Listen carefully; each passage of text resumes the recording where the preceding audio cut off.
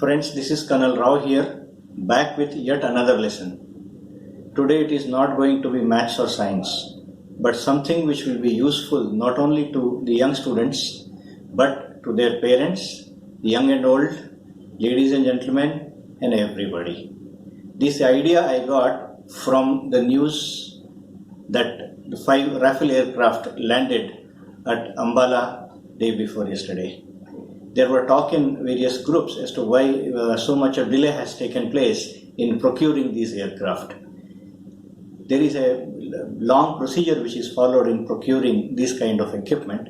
However, I got an idea from there, and having worked on this procedure also for some time, I thought I will apply this on our day-to-day lives and tell you how we can buy simple things and which will be of value and which we will be happy after buying and will not regret.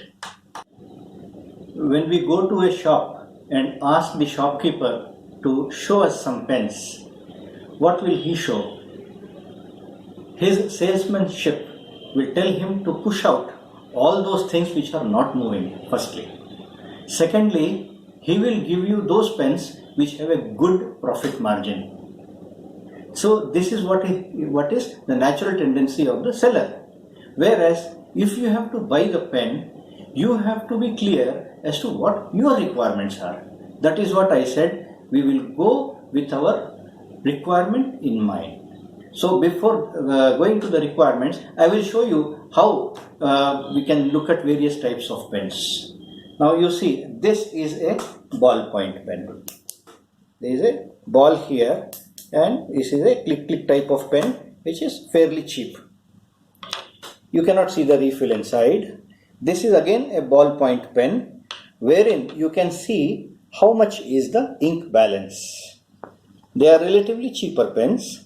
This is most wonderful pen, another type with this brand, you know which one it is. Again a ballpoint pen. The price difference is phenomenal, maybe 100 times. This is another type of pen called the gel pen. This is yet another type of pen which is called fluid pen. This pen, you know, in olden days, maybe the younger generation doesn't know, the old people will know, this is a fountain pen wherein we used to fill the ink and write in olden days. Now very few people use it. This is another type of pen which has got a felt as the tip. This is a felt tipped pen. This is a whiteboard marker pen. Then you have another pen which is a ballpoint pen, but this has so many other things. Like it can be used as a pointer to point at various things on the board. It has got a laser pointer here, laser gun. It has got a torch here, and that is how it has got so much of value. This is another pen, special pen which one of my students, Likith, gave me on the occasion of the Independence Day. Look at the value.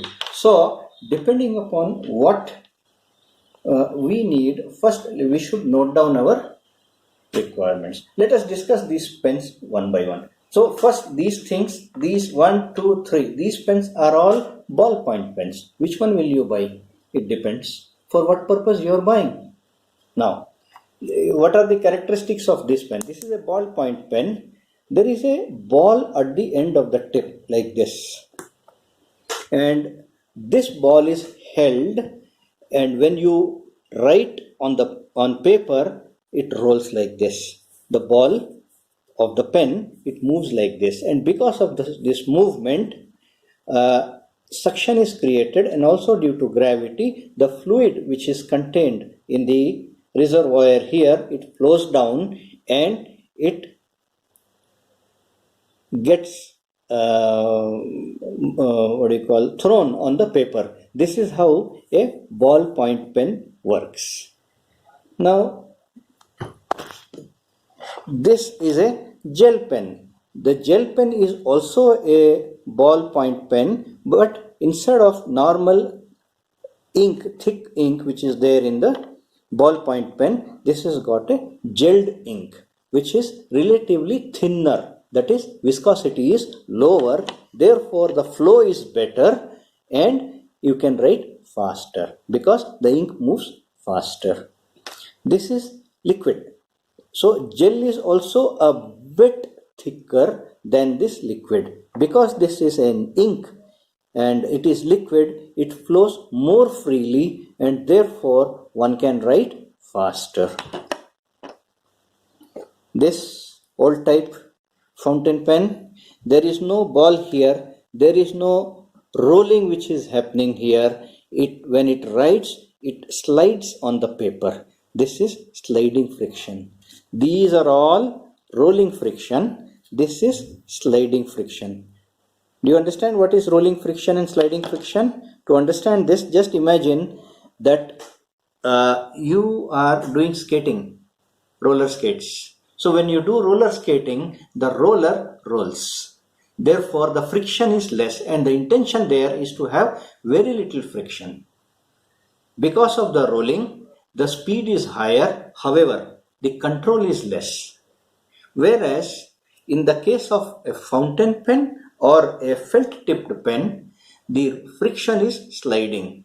Imagine that you are playing tennis on a clay court and when you are running forward, you can slide or you can skid and under full control and take the ball.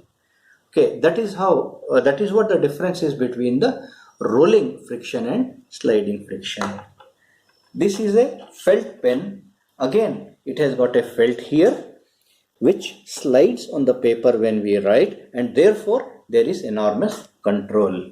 So you may not be able to see the tip in the camera, so I have brought this pen. This is also a felt pen, of course not for writing on paper but on whiteboard. Then of course these are all value added products wherein this has got a pointer, laser gun, torch light, etc. And this is a special pen gifted by an individual on a special occasion. So what we see here, that everything has got a different value. Now let us imagine, okay, for example, I am going to write an examination. The purpose is to buy a pen to write an examination. How should I buy a pen? I will first write down my requirement. Let me not call it a pen. Let me call it device. Okay. What I will do, I will say, I need a device. I have written down some points here. I need a device which can write on paper. I should be able to hold it in my hand with 3 fingers or 2 fingers and a thumb. The very first requirement is that it should have a good grip so that I can write for a long time without straining my fingers and the thumb. Second thing is, because I have to write for 3 hours, I should be able to write fast. Speed is required. The third thing is, I should know how much confidence I have in the device. That means how much is the ink balance and whether it will give me 3 hours of writing or not. Then another thing is, okay, if I have to carry it somewhere, I'll carry it in my pocket. I'll see whether the length is adequate for fitting into my pocket, shirt pocket or not.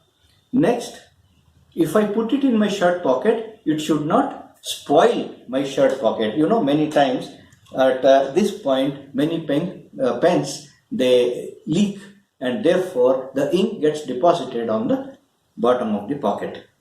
Then there should be a clip so that it can be attached to my shirt pocket.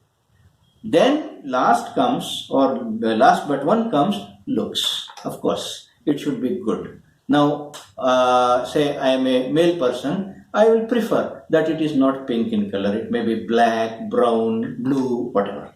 Whereas a lady may prefer a pen which is pink in color. And then I may think of going in for a brand. Okay, whether it is a Camlin, whether it is Parker or such good brand. And lastly, when all these criteria are met in 2-3 types of pens, I will go for the price. So all those pens which are satisfying my requirements, the one which has the lowest price, I will go for it. Okay, let us apply those criteria on various pens here. So I have picked up this pen. It has got a very good grip. It fits into my three fingers fine. It has got a rubber grip which will not slip even during summers when I will be writing the examination and sweating. The grip has got serrations wherein it will not allow my fingers to slip, and also the sweat which comes during summers will get deposited in the space which is there in the serrations. It has got a ball point pen, writes fairly fast, but it is at some times it leaves gaps, so I would avoid this. Okay, and also now when I look at this, it is available in one color, the color I don't like. Okay, thirdly, if by mistake I keep this pen on and put it in my pocket, it will spoil my shirt pocket, so I would like to avoid this. Second pen is this. Okay, it has got a rubber grip. The grip is good. I can see how much ink is balanced, so the level of confidence I know how much it will last on that day. And also because it's a ballpoint pen, it is fairly fast. Okay, it has got a clip which will fit in my pocket, and the size also, this pen and this pen both are, the size is okay, they fit in my pocket. I'll pick up the third pen, and I was very happy to buy this pen, and I paid a good price for it, and must be 500 rupees plus. And now look at this grip. This is metal grip. This is absolutely smooth, and it is so thin that I am not able to hold it properly, and when I write, and it is tapering in the front like this, so after a few lines my hand goes like this. And in summers, and when there is tension in the examination and I am sweating, my grip is always slippery. Another thing is that I do not know how much ink is balanced in the refill. So when I go there and write a few lines and the pen stops, then I will be under stress. Another thing, okay, the plus point is, yes, it has got a good clip. The size is good. It can fit in my pocket very well. It will not spoil my shirt pocket. Fine. The color is also good. The brand is also good. But there are many things which for writing this pen is not suitable. And also another important thing is, if I lose it, okay, so once I really lost it, and I became angry and I shouted at everybody at home as to why you people touch my pens. After a few days, I found it in my own bag. Okay, so that kind of things also happen when it is costly. This is a gel pen. I told you gel pen writes faster than ballpoint pens. Yes, it has got a refill. By looking at it, I know how much is balanced. Yes, I will be able to write many hours using this pen. The grip is also good. The grip is of rubber, and it has got lines here so that my hand will not slip when I am writing. I'll be happy to write with this kind of pen. And also if I lose it or somebody takes it, I don't mind. I'll give it happily. In fact, in the examination I can carry half a dozen pens like this. This is a liquid system imported from a German pen. Okay, good. Rorito Terramax. Good pen, and because it is liquid and the liquid is thinner than the gel and also thinner than the fluid in the ballpoint pen, it will write faster. Okay. Nowadays we are not using this pen because it is less available, and if the nib breaks or something happens in the examination, I will not be able to write. However, just for keeping it and telling people that yes, we have used this kind of pen also, and just for shock, I use this pen sometimes for signing on the checks, etc., and or writing short notes.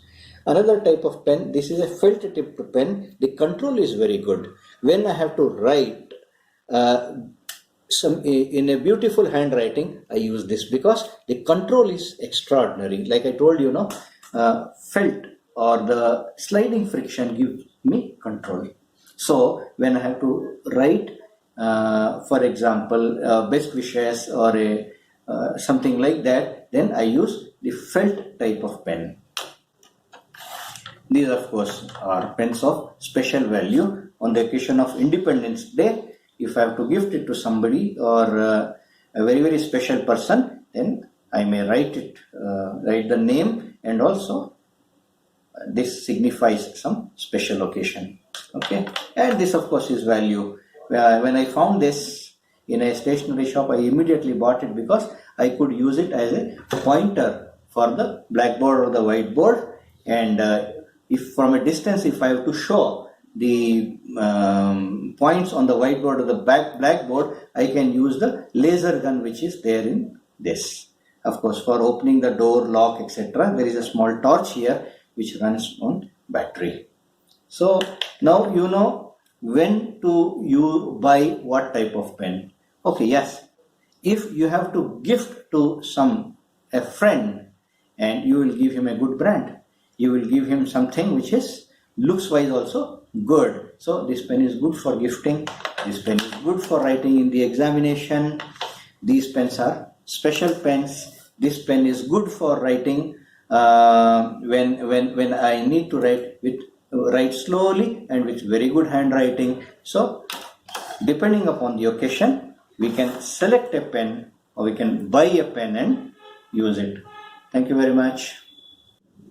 Friends, we have seen how and why to buy a particular type of pen. Now I'll take another product commonly used, every day we use it, soap. Which type of soap and why we should buy? Now I'll take this soap. We have been using at home this soap since ages. As a child, I saw that my father used to buy this soap only. Not only we all used to use the soap, he also used to put this empty carton into his suitcase, which used to give very good fragrance. He also did not know why he was buying it. I also did not know why I was using this soap. Then when I grew up and joined a career, I started buying this soap because it was sold by a company called Raymond's, which is purely men's product company. So I used to feel happy to buy and use this soap.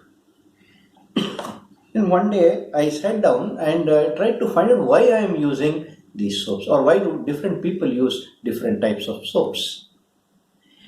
People may be having different reasons, but what my observations are like this. Firstly, let us see the contents. Some of the contents or ingredients of human bathing soap are, I'll read out: sodium palmate, sodium palmkernelate, titanium dioxide, tetrasodium EDTA, glycerine, etc., etc. Fragrance oils, etc. are used. So I found that these are the common items which are used in the soap. So what differentiates one soap with the other?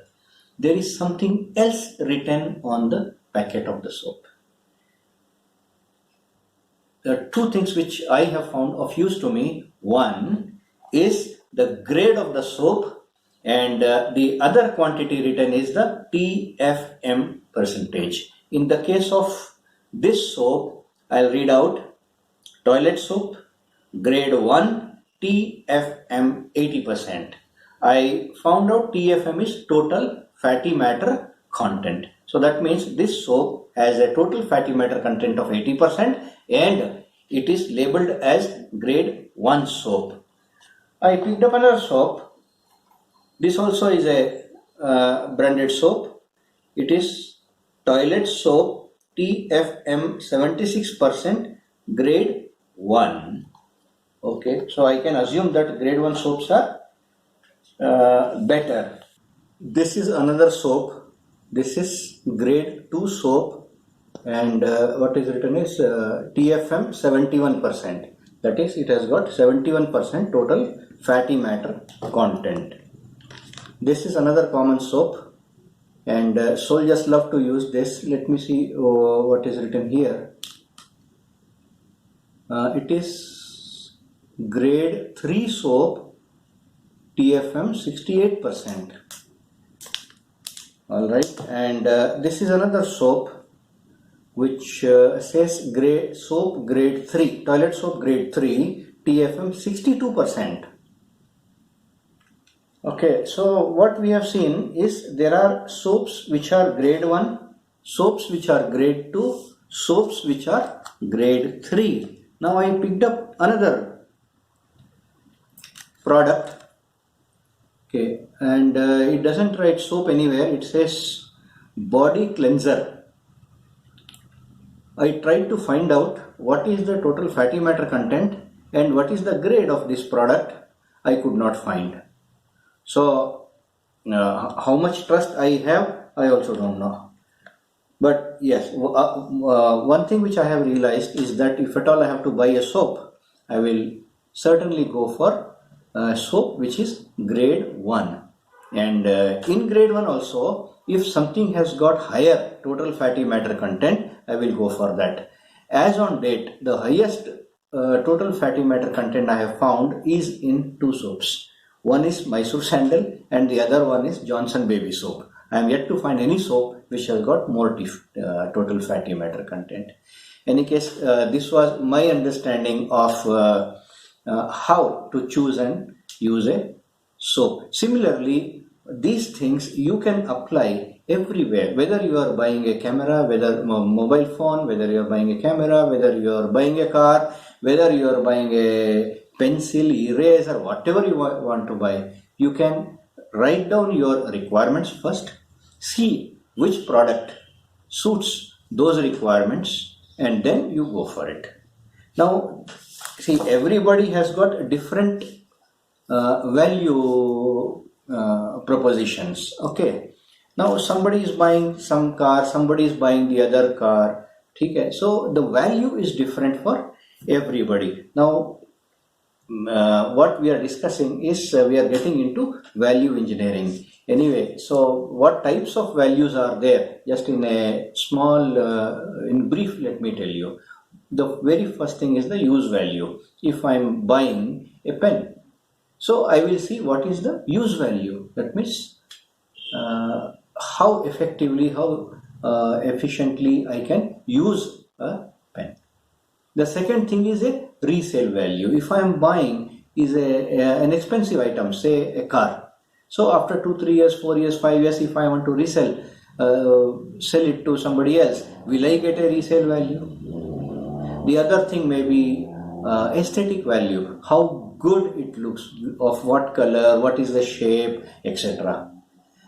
Then certain things may be of ergonomic value, environment value, etc. And there may be something of ego value, okay, snob value.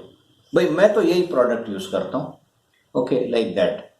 So it depends. See, idli which is available in Darshini or the roadside open restaurant, it may be 10 rupees per piece, and the same idli may be 100 rupees in a star restaurant. Okay, so the point is everybody has got his own value proposition depending upon what and why he is buying. He pays the price, and somebody rightly said, maybe Warren Buffett, price is what you pay, value is what you get. So everybody is looking for value. Today I have spoken about buying, and believe me, the same thing can be applied for selling also. If I understand what is the value my customer is looking into, I will be in a position to offer him the particular type of product or service. So that's it for today. Thank you very much.